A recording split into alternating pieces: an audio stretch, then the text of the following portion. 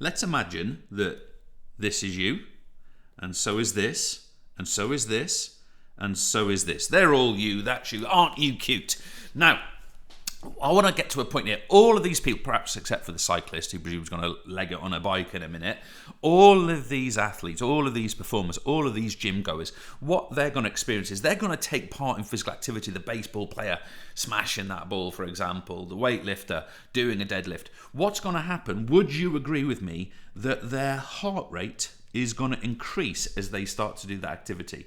Also, as they end it and they go into recovery, their heart rate is going to decrease, right? Well, I think you're going to say yes.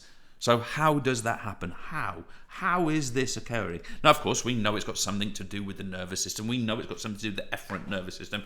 But let's get into a little bit of detail. Now, I'm going to initially introduce you to the idea of neural control. Now, of course, neural referring to the nervous system is going to be relatively familiar to you. And I'm going to introduce you straight away to the following illustration.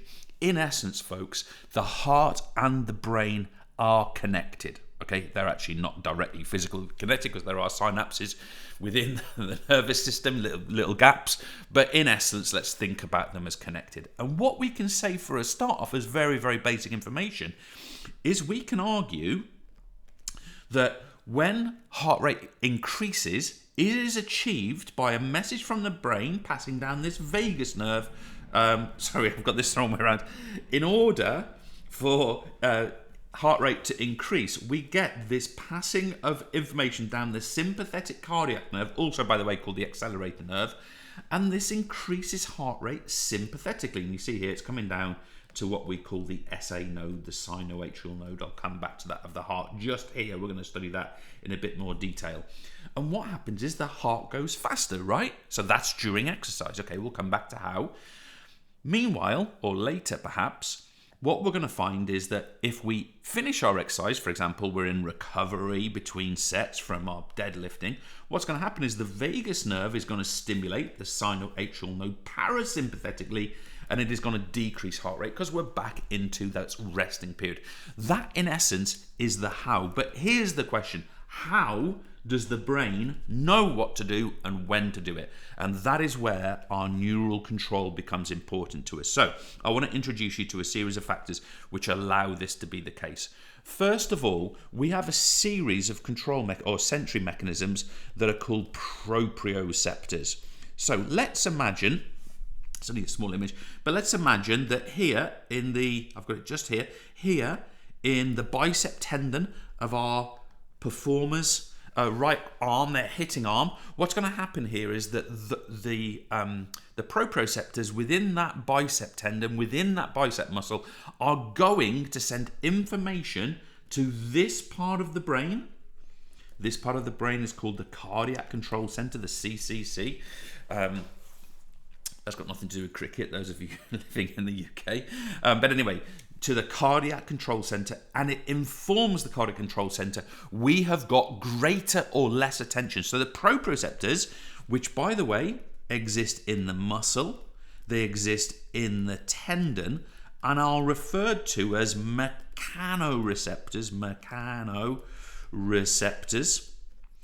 They detect tension in the muscle, in the tendon, and inform the brain of that information. Now, of course, if that muscle tension is going up, if that tendon tension has gone up, what's going to happen? We are going to have our sympathetic stimulation of the sinoatrial node, and heart rate is going to go up. So, for example, our deadlifter here, he starts to kind of lift this really quite hefty bar, right? He starts to lift it, and the tendons within the muscles of the leg, let's say the rectus femoris tendon, the quadricep tendon, it senses greater tension, as does the muscle itself, and it feeds that back to the brain, to the cardiac control center, which then sympathetically stimulates greater heart rate, as we've just seen. Now, the opposite would happen when that tendon reduced, right? If we went into rest, we'd get that parasympathetic control and a decrease in heart rate. Now, that's one system of neural control, and I'm just going to throw a couple of terms at you.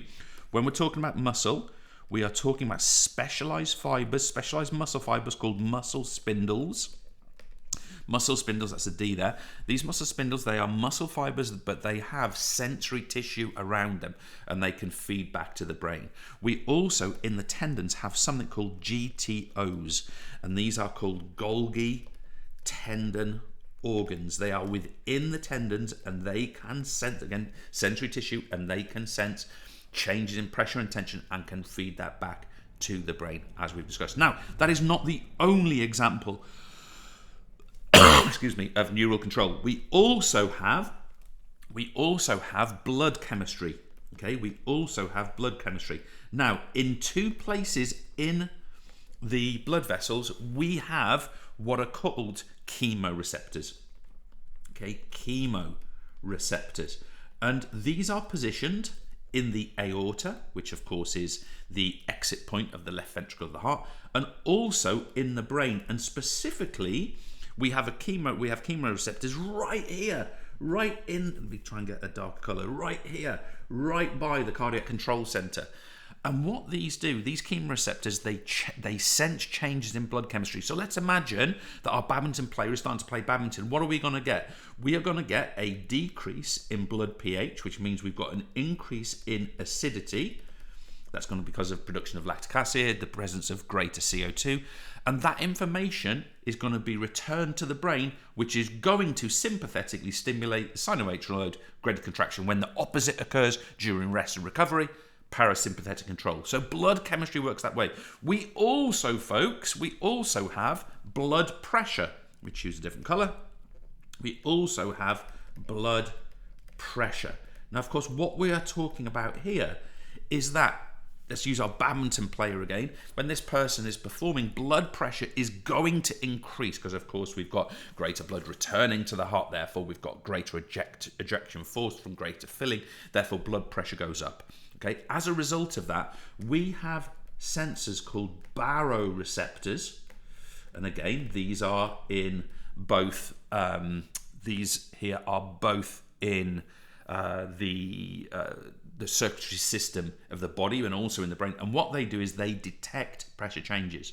So if blood pressure goes up because we're exercising, we get sympathetic control and an increase in heart rate via the sinoatrial node. Now, that is how this is going to occur. We have got our accelerator nerve or cardiac nerve. We have got our vagus, or I suppose we could call it decelerator nerve. So the accelerator nerve, the cardiac nerve, for increases in heart rate, and of course sympathetically and parasympathetically the vagus nerve in that way.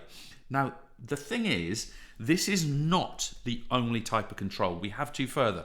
So we've looked at neural control. I now want to introduce you to hormonal control. Okay, hormonal control. So think, for example, that adrenaline or epinephrine can be released to increase heart rate. So when we perceive threat, it could be just at the start of exercise or just before, adrenaline can be released from the adrenal gland and it can act directly onto the sinoatrial node. So adrenaline can act directly onto our sinoatrial node and that will increase heart rate. And of course that relates to things like the anticipatory rise. We're going to come back to that. But just before exercise, heart rate will go up because we've got that kind of adrenal release, that adrenaline release. But hormonal control and neural control also are not the only mechanisms. We also have what are referred to as intrinsic factors. And a couple of things here about intrinsic factors. Thing number one, folks, is that when exercise begins, and of course the opposite when it ends, when exercise begins, what happens is the heart temperature goes up. Okay, and as a result of that, the heart senses that itself and can increase, or if it needs to, decrease heart rate. Furthermore, folks, the heart itself can sense greater contractility.